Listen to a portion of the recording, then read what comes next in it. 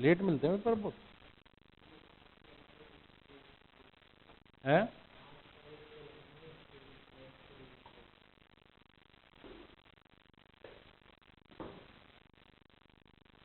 लो, NPO कर रहे हैं, बहुत ही इंपॉर्टेंट चैप्टर है ये, बीकॉम के लेवल पे भी आता है, ठीक है ना, हर लेवल पे ये अवेलेबल है जिसमें भी चाहोगे। तो एनपीओ क्या होता है? नॉन प्रॉफिट ऑर्गेनाइजेशन, ऐसी ऑर्गेनाइजेशन जिसका एम प्रॉफिट कमाना नहीं है, वो सिर्फ समाज की, सोसाइटी की हेल्प के लिए बनाई जाती है। मान लीजिए कोई चैरिटेबल हॉस्पिटल चला रहा है, तो उसका एम ये नहीं है कि वो क्या करे, प्रॉफिट कमाए, उसका एम ये है कि समाज की हेल्प करे। तो ये अब हेल्प करें, चाहे आप चैरिटी करो, कुछ करो, पैसा तो हर जगह चाहिए। जैसे कि 10 लोग हैं मिलकर चैरिटेबल हॉस्पिटल चला रहे हैं, ठीक है, चैरिटेबल हॉस्पिटल चला रहे हैं। अब चैरिटेबल हॉस्पिटल को अक्षरों में तो चल नहीं जाता, आपको बिल्डिंग भी चाहिए, लैंड भी चाहिए, डॉक्टर्स भी चाहिए, मेडिसिन भी चाहिए, मशीनरी भी चाहिए, उसके अंदर सब कुछ चाहिए, ठीक है ना। किसी भी non charitable, non profit organisation चलाने के लिए भी पैसा चाहिए होता है। और पैसा कौन देते हैं? जो उसके मेंबर्स होते हैं, जो उसके क्या होते हैं? मेंबर्स होते हैं। जो मेन इनकम सोर्स होता है किसी भी एनपीओ का, शॉर्ट में इसको हम बोलते हैं एनपीओ, नॉन प्रॉफिट ऑर्गेनाइजेशन, या नॉन ट्रेडिंग ऑर्गेनाइजेशन भी बोलते हैं। जो मेन इनकम सोर्स होता है वो क्या होता है? जो मेंबर हैं वो जो हर मंथ या हर साल अमाउंट देते हैं, that is called subscription, that is called subscription.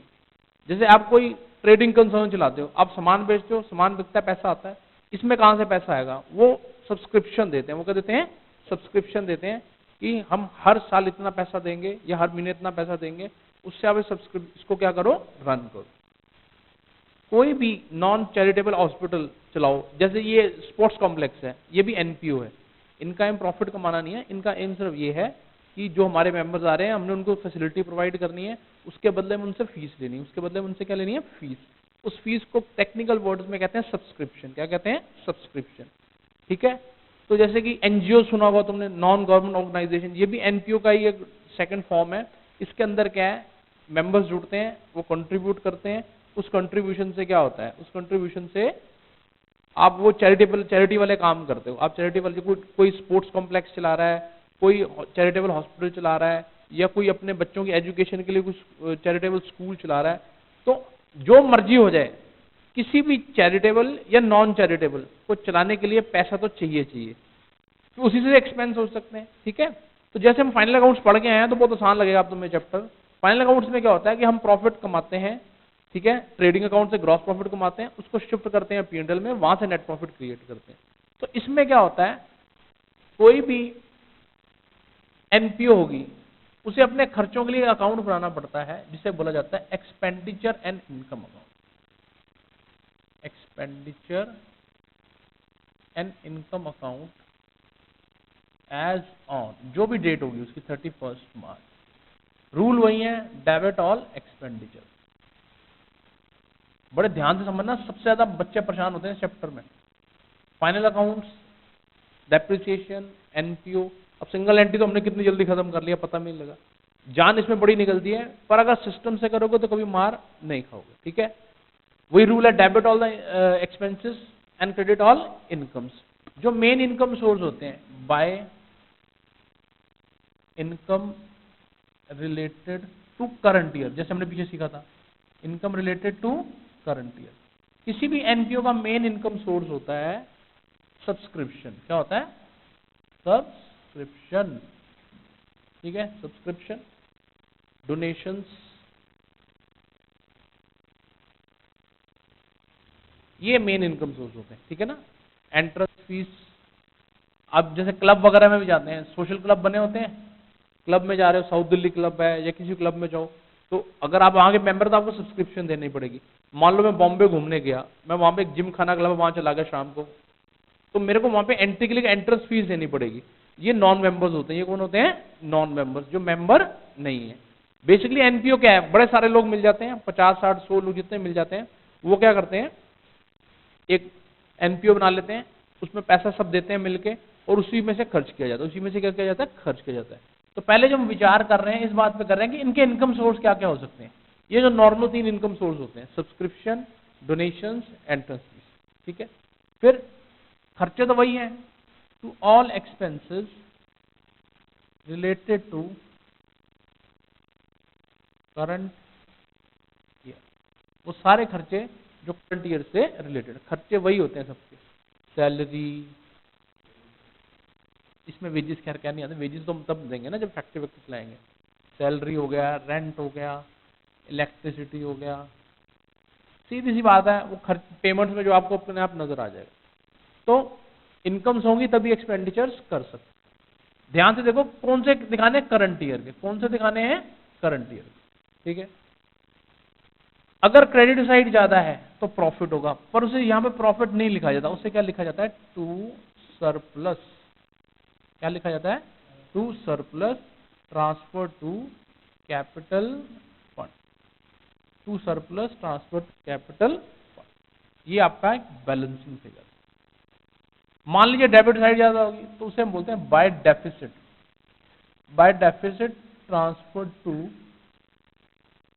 Capital fund, deficit transfer to capital fund, ठीक है जी। ये क्या है, बैलेंस। ये क्या है, बैलेंस। इसमें दो बैलेंस शीट हमें बनानी पड़ती है अमूमन। एक होती है प्रीवियस ईयर की बैलेंस शीट, जिससे हमें पता लगता है कि कितना कैपिटल है, प्रीवियस ईयर बैलेंस शीट। ये हमें यहां से क्या मिलेगा, कैपिटल फंड मिलेगा, वो तो उसी वक्त बताऊंगा कैसे बनती है, ठीक है। और एक बनती है करंट ईयर बैलेंस शीट।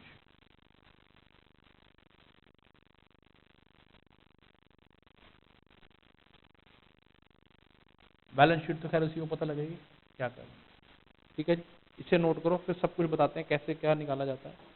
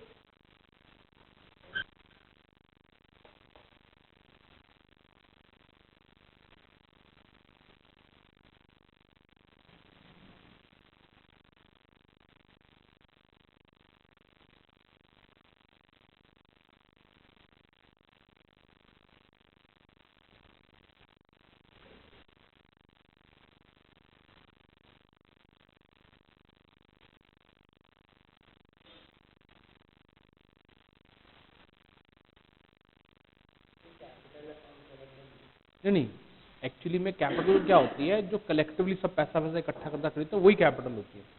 तो इसमें कोई कैपिटल इंडिविजुअल तो है नहीं, बहुत सारे लोग मिलके एक फर्म बना लेते हैं जिसे बोला जाता है नॉन प्रॉफिट ऑर्गेनाइजेशन, जिसका एम प्रॉफिट कमाना नहीं है, बस समाज की सेवा करना है, ठीक है। पर चाहे आप किसी की सेवा भी, कोई खर्चा तो होता ही है, और कोई ना कोई इनकम सोर्स भी होना चाहिए, तभी सेवा हो सकती है, नहीं तो सेवा कैसे होगी।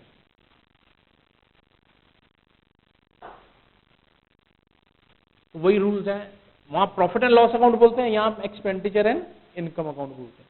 Debit all expenditure, credit all income. बड़ा ही इंपॉर्टेंट चैप्टर है ये, ठीक है। अब इसकी चीजें निकालते कैसे हैं सब दिखाएंगे।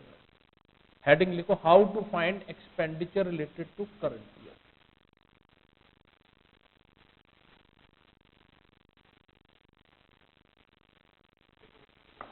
How to find expenditure related to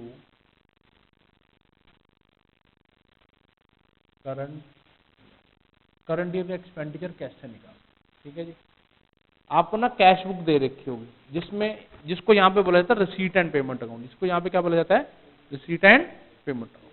ठीक है जी, गॉट इट। तो इसको कैसे निकालेंगे, जैसे वैसे सिखाया था फाइनल अकाउंट में, तो वैसे ही है। Expenditure paid during the year, during the year हमने कितना एक्सपेंडिचर पे किया, expenditure paid during the year, add current arrear. Current arrear का मतलब इस साल के जो करंट आउटस्टैंडिंग एक्सपेंस कर रहे हैं ना, करंट आउटस्टैंडिंग, वो खर्चे जो हमें इस साल के दे देने चाहिए किंतु परंतु हमने नहीं दिए, और इस साल में को पिछले साल का दिया उससे क्या कर दो माइनस, लेस प्रीवियस आउटस्टैंडिंग। ठीक है, लेस प्रीवियस आउटस्टैंडिंग। ठीक है, ऐसे ही अगर पिछले साल कोई एडवांस है वो इस साल के लिए ऐड प्रीवियस एडवांस। ठीक है जी, add previous advance, less current advance. जो इस साल एडवांस दिया वो नेक्स्ट ईयर के लिए, जो इस साल एडवांस दिया वो नेक्स्ट ईयर के लिए। तो ये आ जाएगा amount related to current year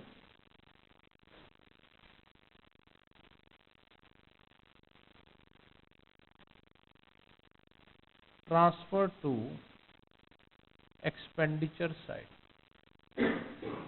transfer to expend. अब बैलेंस शीट दो बनती है, उस पर भी इसका इंपैक्ट आएगा। Previous year balance sheet, current year balance sheet. ठीक है, previous year balance sheet, current, जो पिछले साल का आउटस्टैंडिंग है पिछले साल की बैलेंस शीट में जाएगा। ठीक है, लिखेंगे आउटस्टैंडिंग एक्सपेंसेस, ये आ गया प्रीवियस ईयर वाला।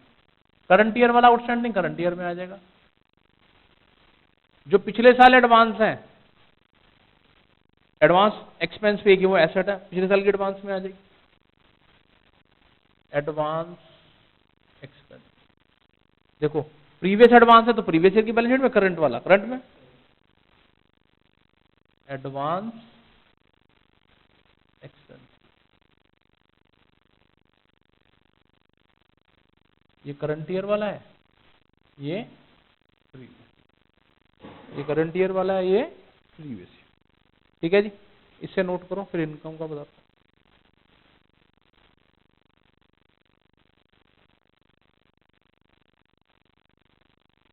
अगर इसका बेस अभी मजबूत कर लोगे ना, लेटर ऑन बड़ी दिक्कत आती है चैप्टर में लोगों को।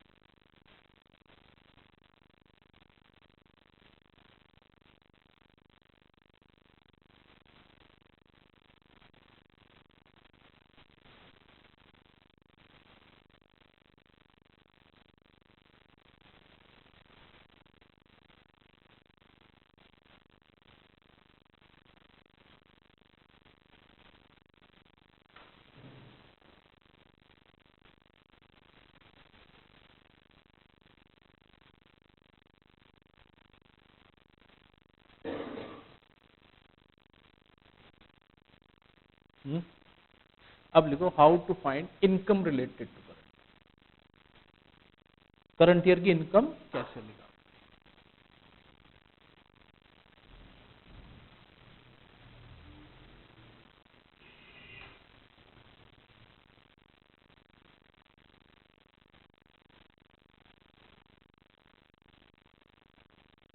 ठीक है, income related to current year.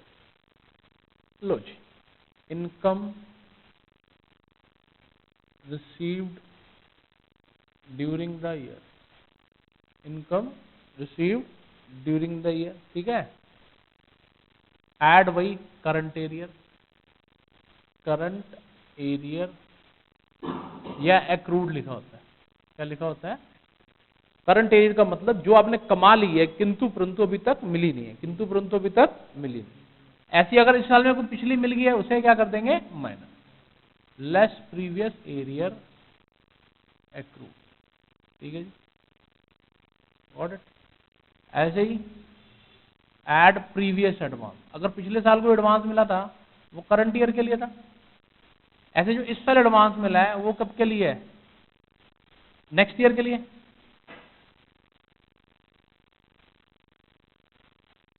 यह आ जाएगा अमाउंट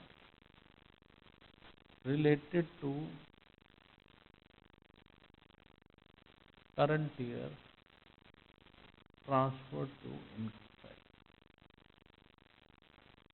ठीक है जी, अब बैलेंस शीट पे क्या इंपैक्ट होगा? करंट ईयर की एरियर करंट वाले में आएगी, लिखेंगे arrear income, arrear income previous year वाली कहां जाएगी? प्रीवियस ईयर में। एडवांस इनकम भी लायबिलिटी होती है, प्रीवियस वाली प्रीवियस में, करंट वाली करंट। एडवांस,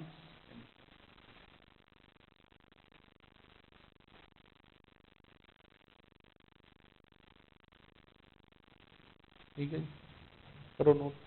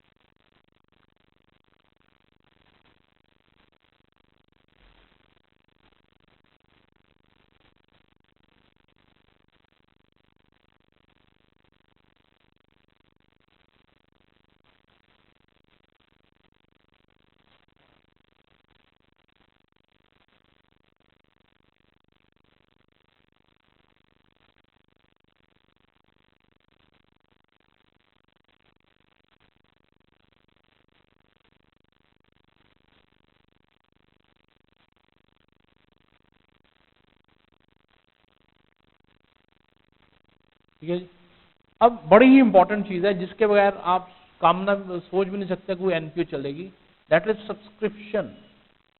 ठीक है, how to find subscription related to current year. देखो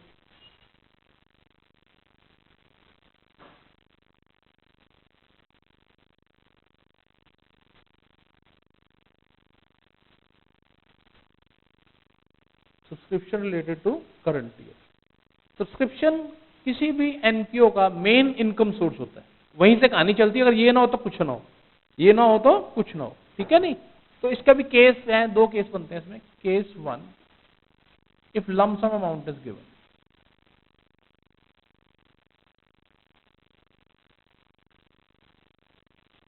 लमसम अमाउंट गिवन है, ठीक है, लमसम अमाउंट गिवन है, तो वही simply received during the year, subscription received during the year, subscription received during the year, ठीक है ना।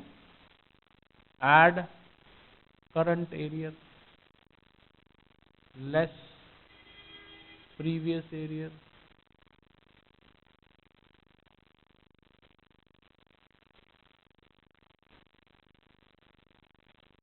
एड प्रीवियस एडवांस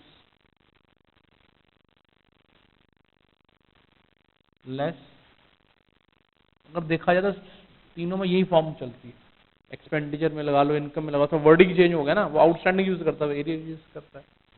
तो ये आ जाएगा amount related to current year, amount related to current, पिछले साल की एरियर सब्सक्रिप्शन पिछले साल में आ जाएगी, ठीक है ना।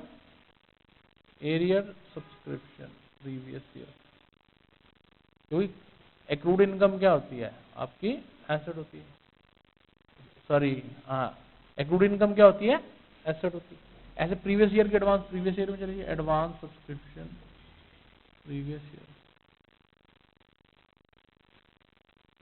करंट, करो इसे नोट करो।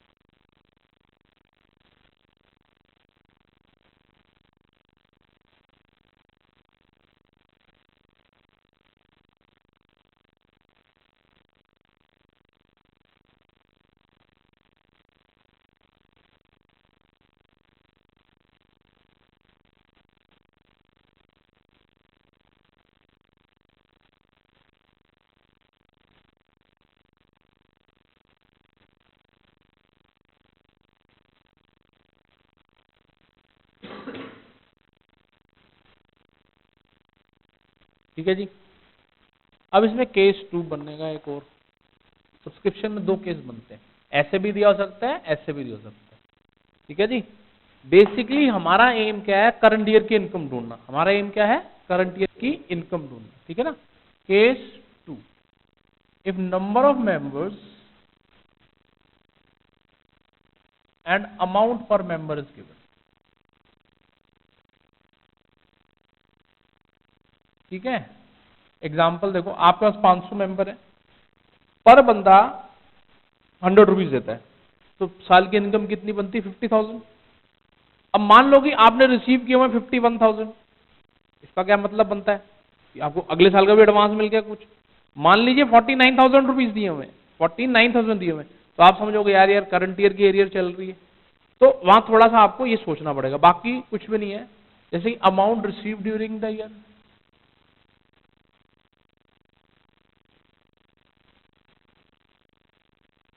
ड्यूरिंग द ईयर, ठीक है।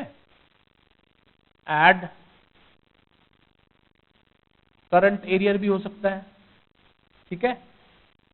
उसने ये भी बताया हो सकता है कि प्रीवियस ईयर के में इतना मिला है, लेस प्रीवियस एरियर, ये सब चीजें तो होंगी ही होंगी, अगर हो तो, ठीक है।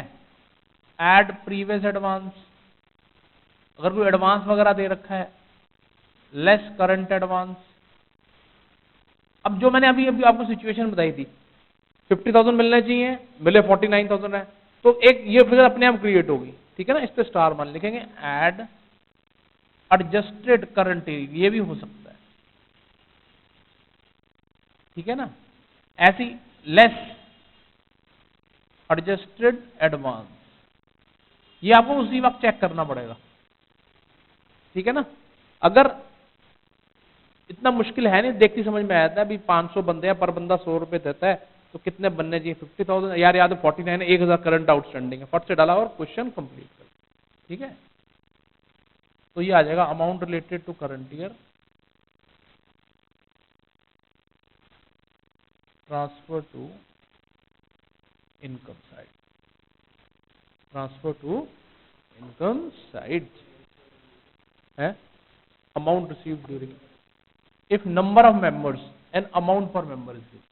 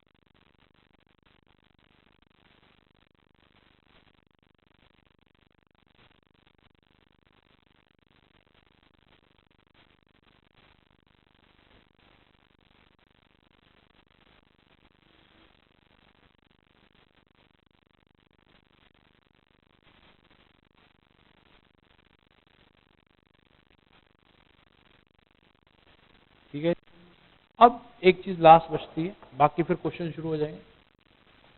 जब आप कोई एनपीओ रन करते हो, जैसे स्पोर्ट्स कॉम्प्लेक्स रन कर रहे हो या कोई चैरिटेबल हॉस्पिटल रन कर रहे हो, तो ना बहुत सारे स्टॉक्स होते हैं, बहुत सारे क्या होते हैं, स्टॉक। अगर आप स्पोर्ट्स क्लब रन कर रहे हो, स्पोर्ट्स इक्विपमेंट होंगे, चैरिटेबल हॉस्पिटल रन कर रहे हो तो आपके पास मेडिसिन होंगी, ठीक है। अगर आप जब जब चैरिटेबल रन करते हो कुछ भी, तो आपको ना बड़े सारे लोगों से लेटर्स वगैरह लिखनी है, रिसीव करनी है, तो उसके लिए पोस्टेज स्टैम्प्स होती हैं, तो इनके स्टॉक्स पड़े होते हैं, इनके क्या पड़े होते हैं, स्टॉक्स। तो how to find consumption of stocks of cricket equipment, जैसे क्रिकेट इक्विपमेंट दे रहा है, कई बार स्पोर्ट्स इक्विपमेंट लिखा होता है, कई बार क्या लिखा होता है, स्पोर्ट्स इक्विपमेंट लिखा होता है, कई बार मेडिसिन लिखा होता है, कई बार आपको पोस्टेज स्टैम्प्स लिखा होता है, इन सब के स्टॉक्स हो सकते हैं, इन सब के क्या हो सकते हैं, स्टॉक्स, पोस्टेज स्टैम्प्स लिखा हो सकता है, ठीक है जी। तो इसमें लिखेंगे परचेज ड्यूरिंग द ईयर,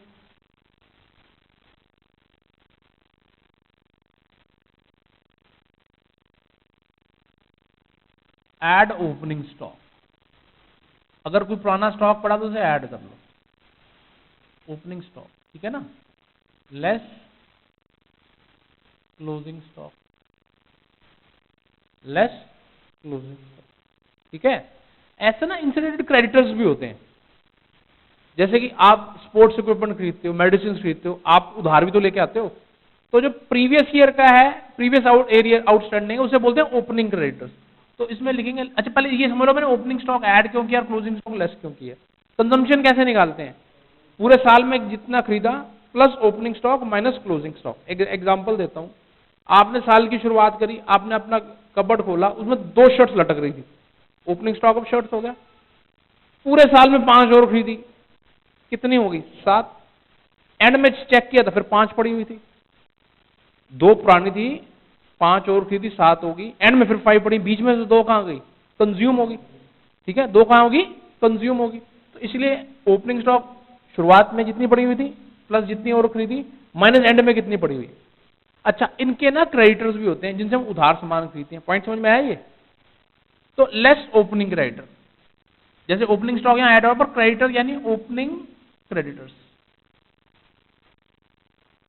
ये होता है आपका प्रीवियस आउटस्टैंडिंग। एक तरीके से ओपनिंग क्रेडिटर का मतलब क्या होगा, पिछले साल के क्रेडिटर हो गए। Add closing creditors,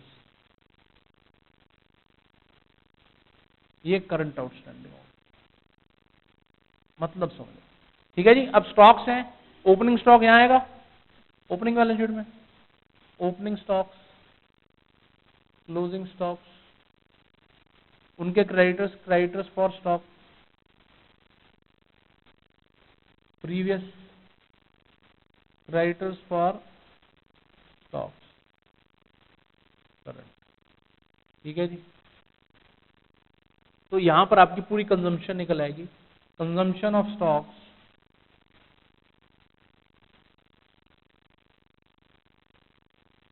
transfer to expenditure side,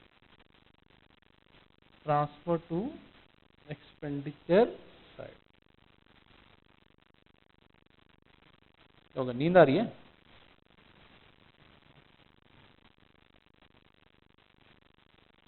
तो नींद आ रही है, फिर लिख तो ले।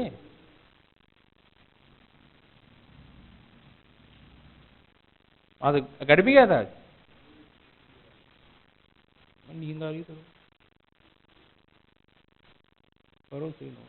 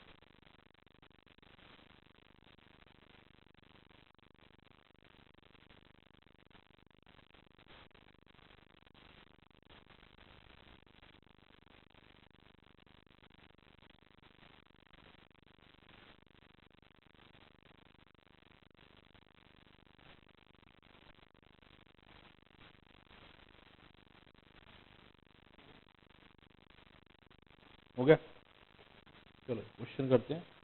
क्वेश्चन नंबर 32 निकालो। पहले बड़े करेंगे ना, छोटे साथ के साथ ही नहीं बढ़ जाएंगे, फिर बाद में इजी हो जाता है कैप्चर करना।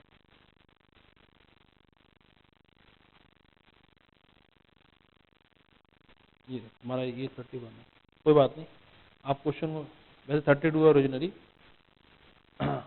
ध्यान से देखो क्या लिखा है, prepare income and expenditure account for the year ended 31 March 2016 from the following receipt and payment account.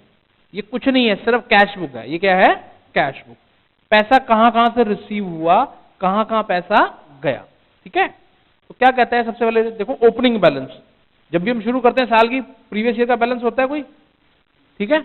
Opening balance आ गया। सब्सक्रिप्शन से हमें 9000 आए हैं, इन्वेस्टमेंट हमने बेची है 2000 आए हैं। इन्वेस्टमेंट क्या है? एसेट। एसेट बेची आपको कितने मिले हैं? 2000। पुराना फर्नीचर बेचा है 400 वाला 300 में, 300 में। डोनेशन मिली है 100 रुपए। ये पैसा आने के रास्ते बताए हैं उसने। एक आप एनपीओ चला रहे हो, नॉन ट्रेडिंग ऑर्गेनाइजेशन रन कर रहे हो, पैसा कहां कहां से आया है पहले डिटेल उसकी देखनी चाहिए हमेशा, क्योंकि पैसा आएगा तो इनकम होगी तो एक्सपेंडिचर कर पाएंगे ना। इधर हो जाए ना, ठीक से देख ले। समझ में आई बात आपको? ये कैश बुक है, कोई नई चीज नहीं है, कोई एक्स्ट्राऑर्डिनरी चीज नहीं है। ये क्या है? कैश बुक है। पैसा ओपनिंग बैलेंस में पड़ा हुआ था जी हमारे पास 1800, इतना सब्सक्रिप्शन आया, इतनी इन्वेस्टमेंट बेच के आया, इतना फर्नीचर बेचा, इतना डोनेशन आया। कोई बात नहीं। इधर आ जाओ, पेमेंट्स में खर्चे पे किए हैं, सैलरीज दी है, रेंट दी है, स्टेशनरी दी है। ऐसे अब ये डिफेंस बॉन्ड है, ये भी इन्वेस्टमेंट है। ये क्या है? इन्वेस्टमेंट, ठीक है। फर्नीचर खरीदा है, ये भी एसेट है। बाइसिकल है, ये भी क्या है? एसेट। बैलेंस शीट ही बचा। क्लोजिंग में हमारे पास 2400 रुपए बच गए। क्लोजिंग में हमारे पास क्या बच गए? 24। ठीक है, आराम से देखना, कोई जल्दबाजी नहीं। ये चैप्टर बड़ा सेंसिटिव चैप्टर है, पर मेरे तरीके से करोगे तो कोई मार नहीं खाओगे। 100% आपको क्वेश्चन ठीक हो जाएगा।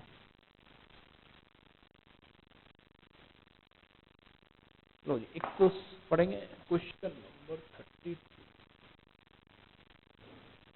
Expenditure and income account.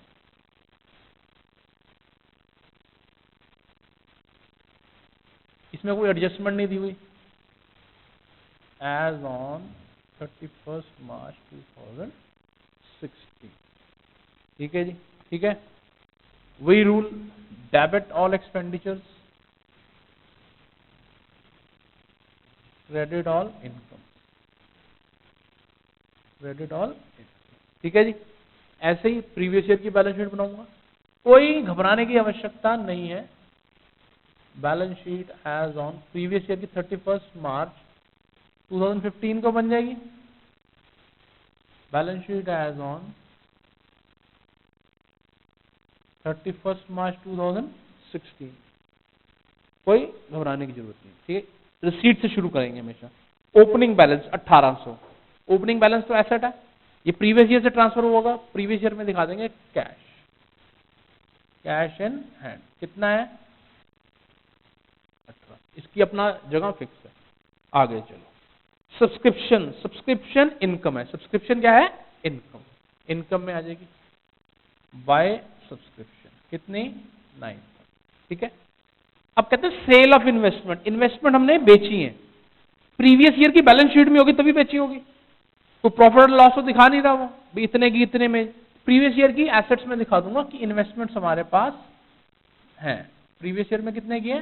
2000, जो कि इस साल बिक गई, जो कि इस साल बिक। ऐसे ही फर्नीचर 400 रुपए का 300 रुपए में बिक गया। अब 100 रुपए का तो नुकसान है, वो करंट ईयर में आ जाएगा, तो loss on sale of furniture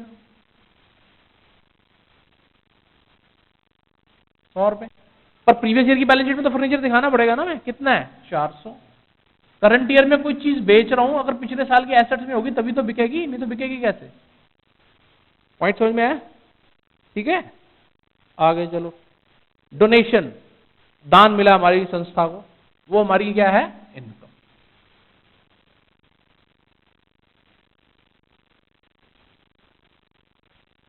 ठीक है जी। पेमेंट्स में आ जाओ, सीधे सीधे चलो। सैलरी खर्चा है, सैलरी क्या है? खर्च। अगर आपने फाइनल अकाउंट अच्छे से पकड़ा हुआ है तो इसको कोई दिक्कत नहीं आएगी। सैलरी कितनी है? 4800, rent 500, to rent 500, to stationery 200।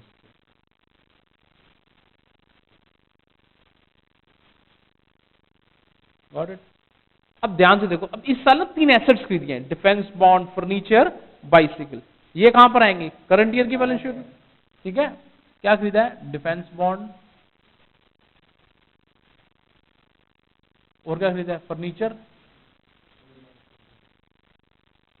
और एक खरीदी है बाइसिकल। ठीक है जी, डिफेंस बॉन्ड। आराम से देखना 3000, 2000, 300। एक मिनट रुक जा, 3000 अभी खत्म नहीं हुआ क्वेश्चन, समझना है कहाँ क्या बंद करना है। और साइकिल कितने की है? 300 रुपए की यार। और ये 2400 बचा है ना, ये लास्ट में कैश बचा है। ये लास्ट का क्या है? कैश, वो करंट ईयर में आ जाएगा। देखो कौन सी चीज कहां पहुंचानी है, बहुत इंपॉर्टेंट चीज है अपने आप में, क्योंकि सारी ट्रांजेक्शन खत्म हो चुकी है, उस तब कुछ तो बचा ही नहीं। ठीक है, एक मिनट रुक जाओ, पहले अब हम क्लोज करेंगे इसको। लो जी, 90, 100,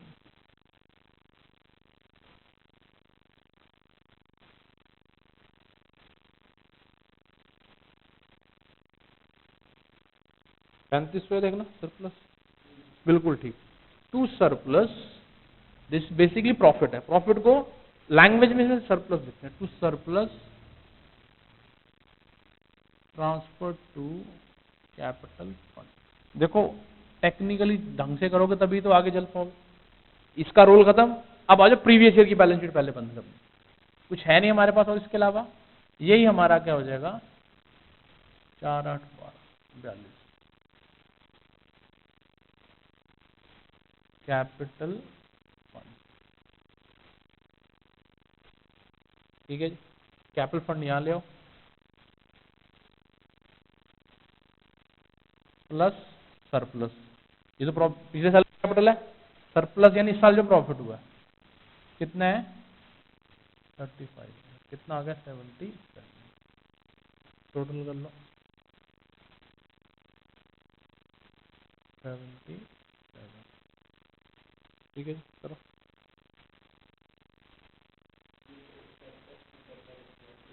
सरप्लस, ये loss on sale of furniture.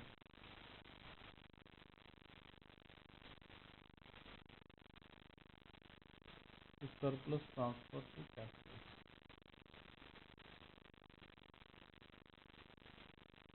देखो हम जी तो हमारे पे डिपेंड करता है, अगर हम ढंग से करेंगे तो कुछ मुश्किल नहीं है।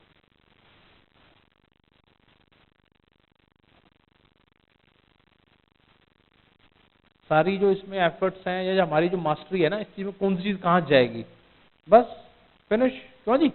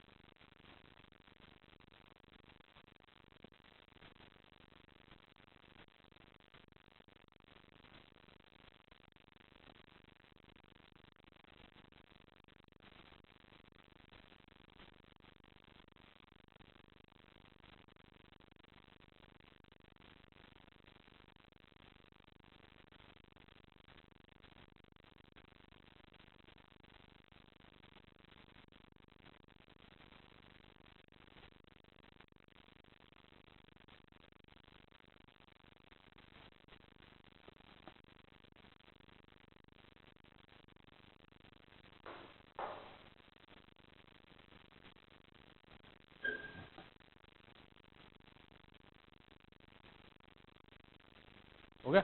अगला देखो,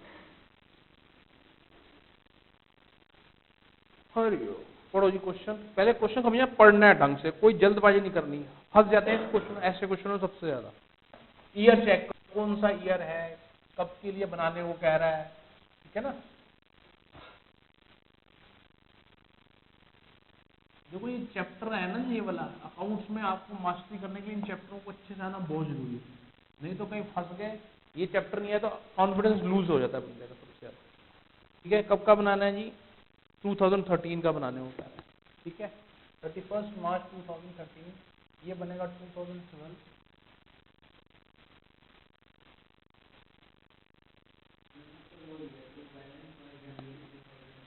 तो 1 जनवरी का दिया है, कोई बात नहीं, 31 दिसंबर कर देते हैं, ठीक है। 31 दिसंबर 2000, कोई बात नहीं, इसमें 13 लेटेस्ट देखेंगे ना, 13। कभी भी इसको डायरेक्ट उतारने की कोशिश, पहले समझो क्वेश्चन को।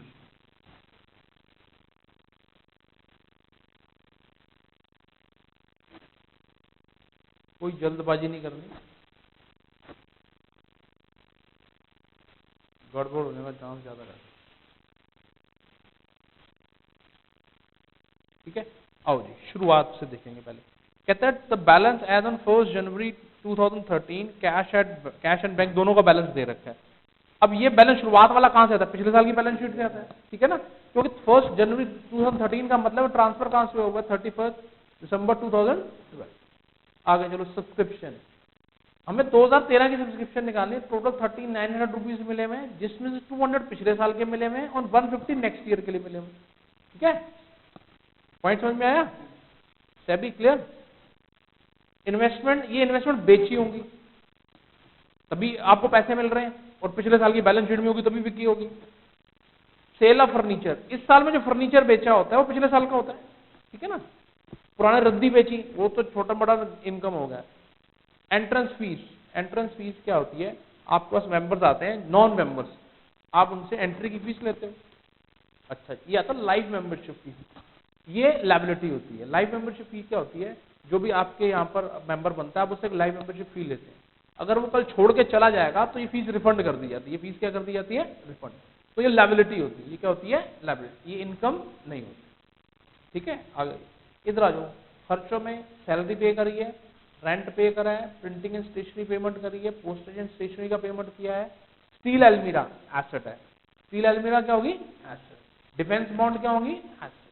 फिर कैश एट बैंक दोनों का लास्ट बैलेंस दिया हुआ, कैश एंड बैंक का क्या दिया हुआ? लास्ट बैलेंस दिया हुआ, ठीक है। अब शुरू से आ जाओ, कैश में कितने पड़े हुए हैं? ये कैश बैंक कहां जाएगा? पिछले साल की बैलेंस शीट में। कैश 550 और बैंक में कितने हैं? 20, ठीक है ना। ध्यान से देखना, कोई जल्दबाजी नहीं। सब्सक्रिप्शन 3900 की मिली है, by subscription 3900 less previous year, पिछले साल के कितने मिलेंगे जी हमें? 200 एंड लेस करंट एडवांस। इस साल एडवांस मिला तो नेक्स्ट ईयर के लिए, जिस साल एडवांस मिला उसका नेक्स्ट ईयर के लिए। 3900 माइनस 3550, ठीक है। अब बैलेंस शीट पे बैंक समझो, जो पिछले साल का एरियर में मिला है इस साल में, पिछले साल की बैलेंस शीट में दिखाया होगा आपको। एरियर सब्सक्रिप्शन कितनी? 200। जो इस साल एडवांस मिला है सब्सक्रिप्शन का वो नेक्स्ट ईयर के लिए, ये एडवांस इनकम है। ये क्या है? Advance income. ये आपकी क्या हो जाएगी? लायबिलिटी। एडवांस फिट करना भी बहुत जरूरी है, फिट करना भी बहुत जरूरी है। यहां तक ठीक है? अच्छा जी, इन्वेस्टमेंट, ये इन्वेस्टमेंट इस साल में बेच रहा है। अगर इस साल इन्वेस्टमेंट बेच रहा है, पिछले साल की बैलेंस शीट में होगी तभी तो बेची होगी। कोई प्रॉफिट एंड लॉस तो दिखा नहीं, तो पूरी दिखा देंगे इन्वेस्टमेंट 8%, ठीक है। ऐसे इस साल फर्नीचर भी बेचा है इन्होंने, पिछले साल होगा तभी बेचा है। कितने का है?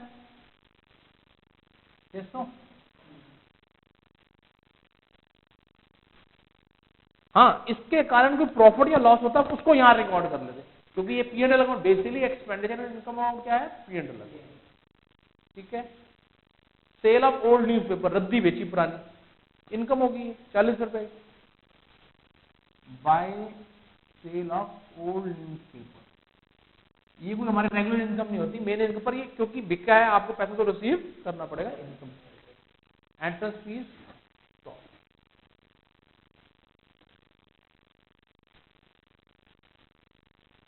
लाइव मेंबरशिप फीस, ये रिफंडेबल होती है, करंट ईयर में मिली है, करंट ईयर की बैलेंस शीट में आएगी। लाइव मेंबरशिप फीस 1, ठीक है जी। पेमेंट्स में आ जाओ, salary, rent, salary 3500,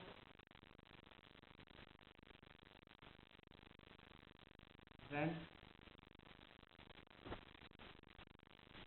1200, printing and stationery 190, ठीक है जी। पोस्टेज 130,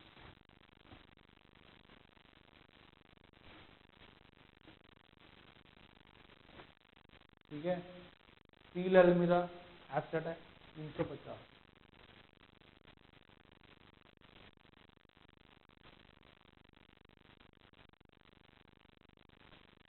ठीक है। स्टील अलमीरा होगी। डिफेंस बॉन्ड 1000 की,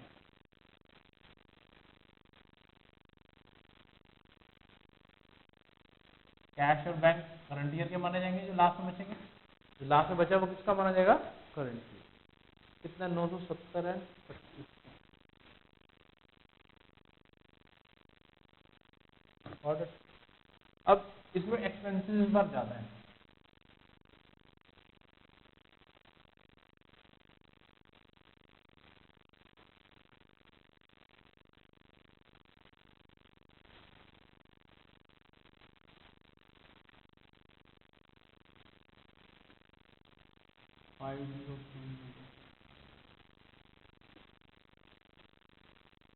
बाय डेफिसिट, लॉस को बोलते हैं डेफिसिट, प्रॉफिट हो तो सरप्लस, लॉस हो तो डेफिसिट।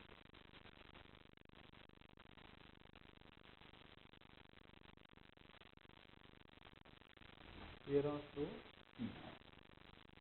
ये बैलेंस है, ट्रांसफर टू कैपिटल,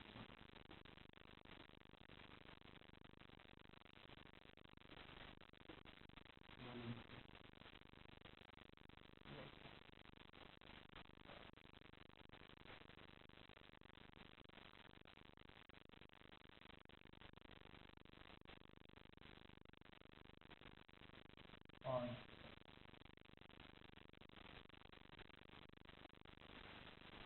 कैपिटल, ठीक है। इधर कैपिटल फंड 5000 लेस डेबिट,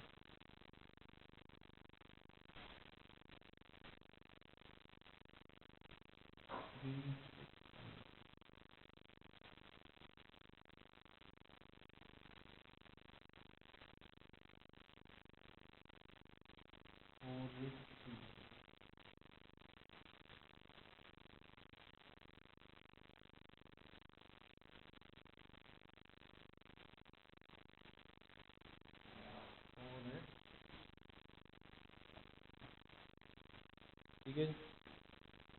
करो लो।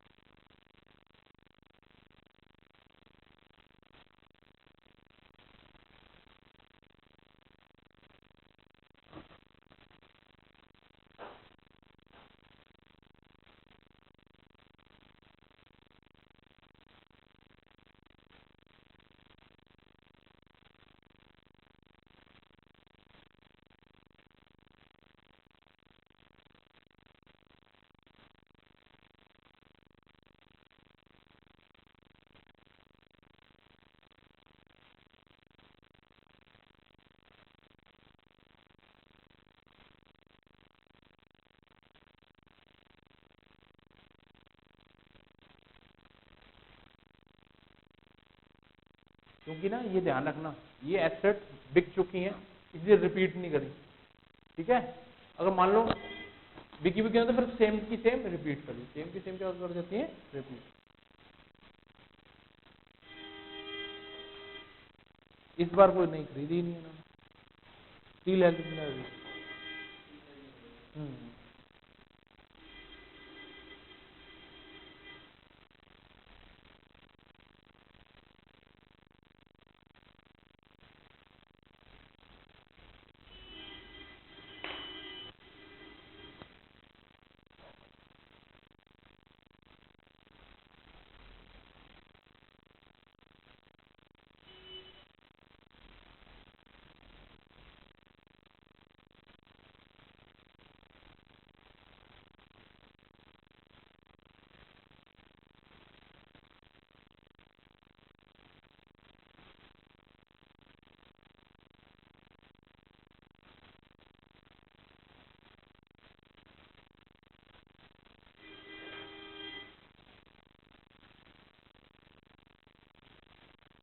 ये कैपिटल फंड बैलेंसिंग फिगर होगा, ये लिख लेना कि बाद में जब रिवाइज कर रहे हो पता लगे ढूंढ रहे हो कहाँ मिल रहा है, ये बैलेंसिंग फिगर है, ठीक है ना।